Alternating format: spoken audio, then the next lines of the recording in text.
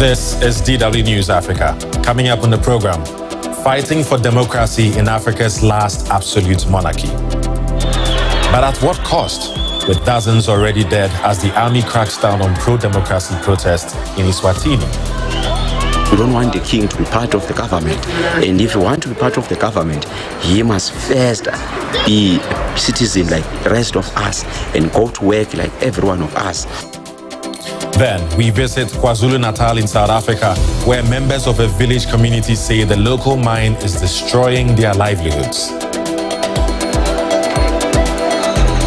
Also, South Sudan marks 10 years of independence. But what has the world's youngest country achieved in the last decade? All these leaders, our liberators, I think they must take the back seat and give the country to the young people. And what has art got to do with the pandemic?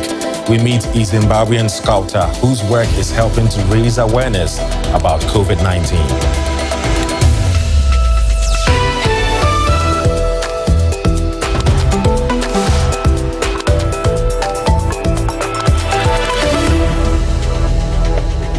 I am Eddie Micah Jr., and you are welcome to the program. Eswatini is Africa's last absolute monarchy. But the pro-democracy protesters who've been taken to the streets there want King Mswati III to change that, and soon. Protesters have clashed with police for days, demanding democratic reforms in the kingdom formerly known as Swaziland. Eswatini is a small mountainous state between South Africa and Mozambique. Though the government and the opposition give different figures, they both agree that dozens died at the hands of security forces in the ensuing crackdown. The turmoil prompted the government to impose tight restrictions on the population, partly justified on the grounds of the fight against the coronavirus pandemic. But the measures, including school closures and a curfew, only seemed to heighten tensions. Shops and businesses set on fire. Chaos on the streets, roads blocked and stores looted. These were the scenes as anger boiled over among protesters calling for democracy in Eswatini. We are the youth of Swaziland, and we are so much depressed by the government. Whichever time I say, our government is not being fair. You get me? Our government is not being fair. It's just a one-man's land. The one man he's talking about is King Mswati III. He's ruled Eswatini for more than 3 decades as an absolute monarchy, appointing the Prime Minister and retaining the ultimate power. The king is known for his lavish lifestyle and 15 wives. He's also been accused of repressing any opposition. But there's growing demand for change. Us as young people of the land, we don't want the king to be part of the government. And if you want to be part of the government, he must first be a citizen like the rest of us and go to work like every one of us. So that is why the people are in the land of the country, are on the streets, making sure that the business operations of the land until we attain freedom. Many of the businesses targeted in the latest wave of protests have links to the royal family. Eswatini's government imposed a curfew and called for calm. We are a nation that believes in dialogue, and it is with that in mind that we once again request all aggrieved Mswati to use alternative channels to express their grievances. Government has opened an email address where Mswati can continue to direct their concerns and petitions. Security forces were sent in to deal with the unrest, and opposition groups say several dozens of protesters were killed. The UN has called the crackdown deeply concerning. Amid a tense calm, there are fears there could be more bloodshed to come. My next guest spent a year behind bars in Eswatini jail for contempt of court after he criticized Swaziland's judicial system. Now, Amnesty International declared him a prisoner of conscience. Introducing the prominent human rights lawyer, Thulani Maseko. Hello, sir. Thanks for joining us. You are the chair of the Multi-Stakeholders Coordinating Team, an umbrella group. What do you represent, or who do you represent, and what exactly are you calling for? Thank you. The group represents all the political parties of Swaziland. There are about 7 of political parties currently in the group. We also represent the sectoral civil organization in Swaziland. Lead your women, your youth, the disabled people, and the rest of the groupings in Swaziland who are calling for change. The simple call that we are making as a group is the transition of the country into a multi-party dispensation under a democratic constitution where the monarchy shall be clearly defined in that new constitution. One key issue is that protesters have a challenge with the king and the power he wields. Some want him to step down. What do you expect him to do? There is no call as yet for the king to step down. There is a call for him to declare, a commitment to engage in a process of dialogue. It is that process which will determine the future of the monarchy in the country. Right now, there are some voices which are saying even the mayhem and the crisis and the brutal murder of people by the army, there are those who are saying perhaps the time has come to consider whether in future there's a place for the monarchy in Swaziland. So at the moment, there's no call for him to step down, but a call for him to make a clear commitment to a process of dialogue mediated by the Tokyo through SADC. So, dozens of people are already dead. Is there any sort of compromise on a solution that will not endanger the lives of pro-democracy protesters? Well, the situation is so regrettable. The people continue to be endangered by the army on the streets, who also go on to invade their private homes, to brutalize them, to maim them, to break their bones and bodies. Hence the clear call that the army must be removed from the streets to stop beating and hurting our people and allow an environment to be conducive for the dialogue in the country. That's what you want. That's what you want. But if that is not exactly the case, at least immediately, what kind of compromise can you reach to ensure that no one else loses their lives in this protest? No compromise has been thought of at the moment. The call is clear that the Troika has to ensure that the process they've started give results to a new dispensation where the people enjoy the right to form a government. So what role can the international community play in all of this? As we understand right now, His Majesty is unwilling to open the doors to negotiations. The appeal that we make, SADC, to the AU, to the UN, and all international bodies, is for them to prevail on His Majesty to open the doors for dialogue.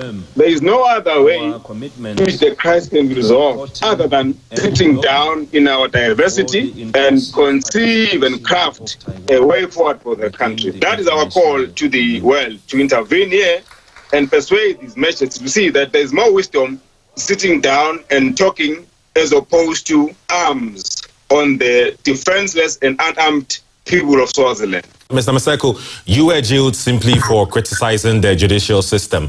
7 years later, things look worse than ever. Do you sometimes lose hope that things will ever change? We can never, ever lose hope and never, ever give up on a bright future for the people of Swaziland.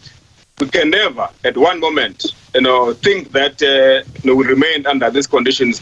There must be something new for the people of the country, and the world must assist us in every manner possible to ensure that those who are not willing to engage are forced to engage in a dialogue to take the country forward.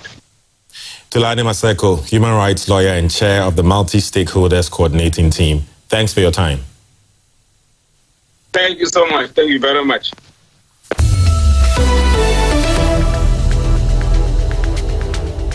Now, an escalation in community violence has forced global mining giant Rio Tinto to suspend operations at one of its mines in South Africa. The company closed its Richards Bay minerals operation in KwaZulu-Natal after a senior executive was killed and millions of rands worth of equipment was destroyed.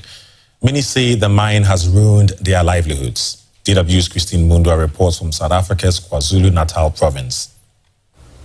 This is the Mhlongo family homestead in Sogulu village. People here are angry. They've been up in arms about the Richards Bay minerals mine. Begingosi Mhlongo is one of the community's leaders. He says the mine's management has long been ignoring the community and the grievances they've raised. He shows us cracks in the houses. He says the cause is clear. They appeared because of vibrations from the mine's digging activity. Mhlongo says the drinking water has also been contaminated.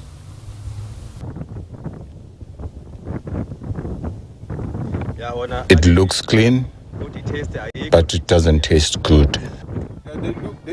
One of the mine's sites is just a short distance from here.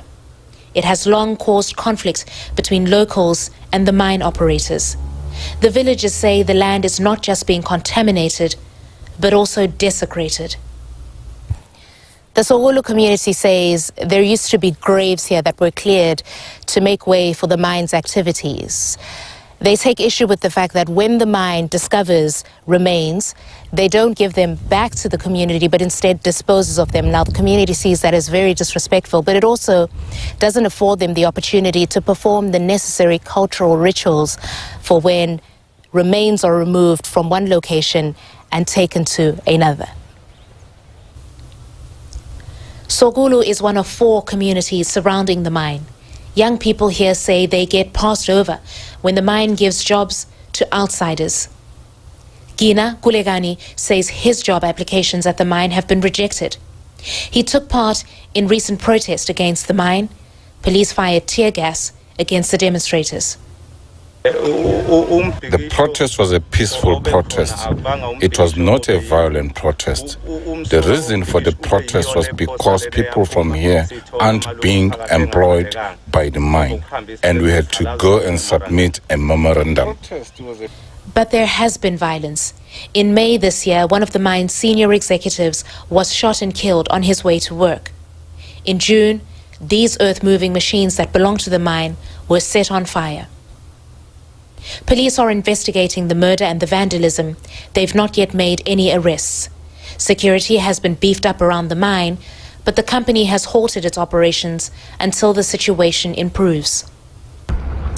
In a statement, Rio Tinto said an escalation in the security situation had led to the decision to suspend operations here at Richards Bay Minerals. The company went on to say that the safety of its employees and staff was its top priority.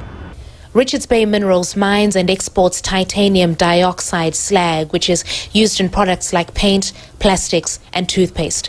It's the biggest taxpayer in the province and employs about 5,000 people. The people in Sogulu are demanding change. They say they have a mine in their backyard, but they don't see any benefits from it. Our wish as a community is that the mine should listen to us and appreciate it when we ask for some intervention from them as a mining company. If we ask for help, they must help us. For now, the mine is idle, without a clear social and labor plan. It looks like the longer it goes on, the harder life will get.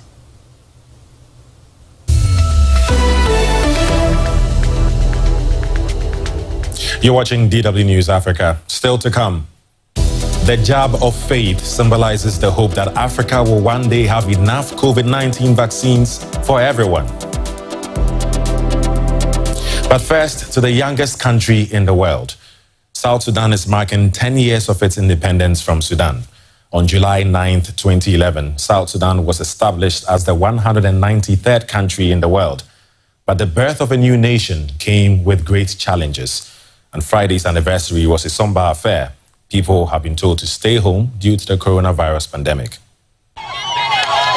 1 decade ago, the people of South Sudan only knew one thing: celebration. This was their Independence Day. After more than half a century of civil war with the powerful North, the population of South Sudan voted to secede by an overwhelming majority. 99% were in favor. But the birth of the youngest nation came with a burden. For many generations, this land has seen untold suffering and death. We have been bombed, maimed, enslaved, and treated worse than a refugee in our own country. But we have to forgive, although we will not forget. But just 2 years later, civil war broke out again, with ethnic divides fueling the conflict. President Salva Kiir from the majority Dinkas sacked Vice President Riek Machar from the Nuer. Peace agreements between the two sides came and went. Almost 400,000 people died. Finally, in 2018, Kiir and Machar agreed to form another unity government. In 2020, they were sworn in as president and vice president. It will be our responsibility to restore people's lives and to inspire them once again to believe in the Republic of South Sudan. Yet widespread corruption and violence have hampered efforts to build a functioning country. South Sudan is poor despite rich natural resources. 1/3 of the population is displaced, 60% are dependent on food aid. Rampant inflation and natural catastrophes make the situation worse. But 10 years on, people are still yearning. We just need to change this leadership. All these leaders, our liberators, I think they must take the back seats and give the country to the young people who have the energy and who have the aspirations and the hopes for this country to take lead of this country. After 10 years of independence, South Sudan is still very much dependent on outside help. There's little to celebrate in Juba. For more on this, I am now joined by Nicholas Haysom. He's the head of the United Nations mission to South Sudan, UNMISS. Hello, sir. Welcome to DW News Africa. Now, 10 years ago, there was great optimism about the future of South Sudan. Fast forward to today, have those hopes been fulfilled? No, I think, quite frankly, most South Sudanese would accept that their hopes of what independence would bring have not been achieved.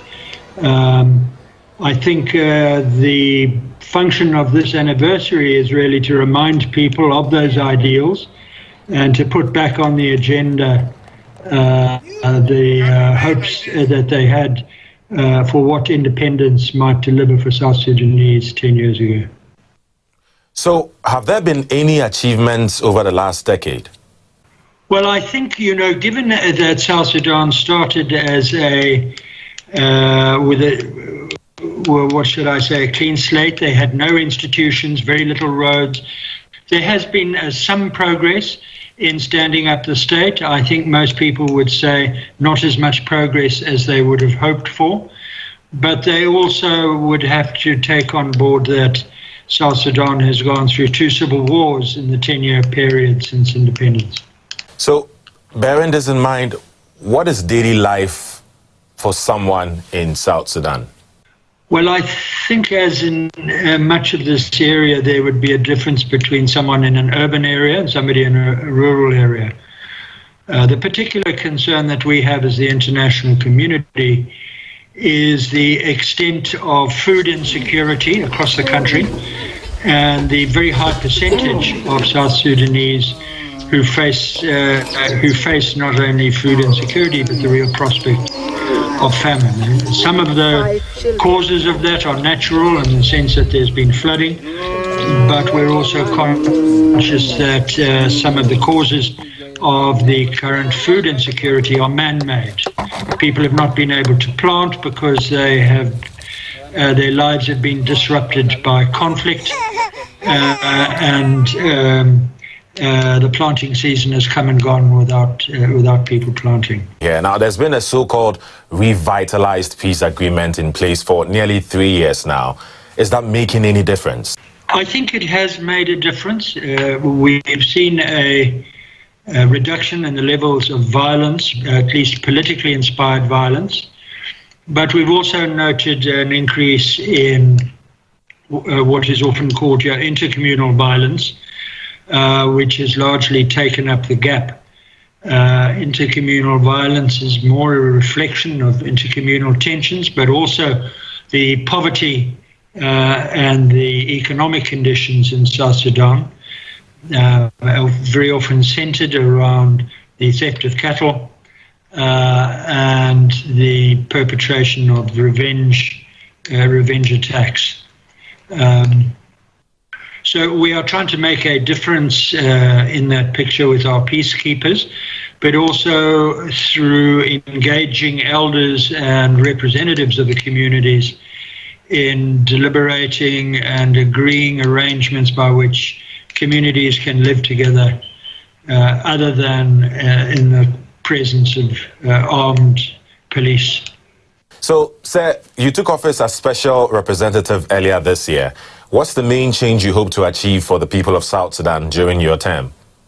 Well, what we would like to do is to support the South Sudanese people to make progress in their transition, down the transitional pathway, as it were, that they have agreed to follow. And that involves some quite significant steps they would have to accomplish, including agreeing on a new constitution, that is the arrangements by which they can live together in peace, making progress in the arrangement of the first democratic elections in the country, and more generally in building the institutions necessary for a state to be a young democracy and to begin the development trajectory we would like to see, or the people of South Sudan would like to see. Nicholas Haysom, head of the United Nations mission in the Republic of South Sudan. Thank you.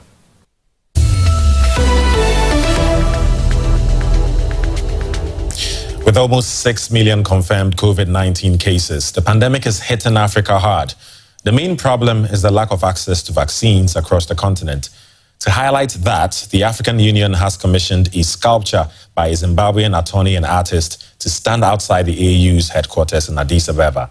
David Ngwerome says he is documenting the pandemic for the benefit of future generations.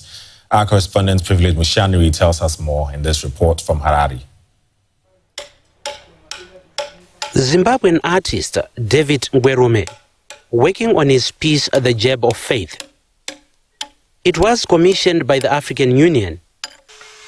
It will be going on a permanent display at their headquarters in the Ethiopian capital Addis Ababa.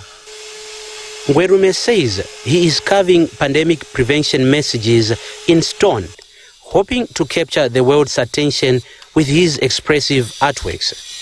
The African Union is also playing a very pivotal role around the issues of vaccine in terms of even encouraging each and every country to take steps towards getting their citizens vaccinated. So I've done this sculpture piece in the spirit of amplifying the vibes they are sending across the continent. Some of the COVID series artworks on display at David's studio include Hype Your Hygiene, a depiction of hand washing, We Are Torn, portraying a person sneezing into their elbow, The New Normal, a masked African queen, and The Arms, a figure of a woman getting vaccinated. And the most talked about piece is David's depiction of the late king of pop, Michael Jackson, who he says wanted the world to mask up before time. It's a message he feels is relevant today. My work portrays the moment in time we are in this COVID pandemic. And I am very, very hopeful that capturing these vaccination programs going on in the whole world will make people see that this is the way that we should be taking at the moment, since the cure has not yet been found. Overcoming vaccine hesitance and raising awareness of the pandemic through art, David Ngwerome hopes his COVID-19 inspired health messages will continue to have an impact in Africa and around the world. And that's how we wrap up the show. For more of our stories, go to dw.com/Africa or visit us on Facebook and Twitter.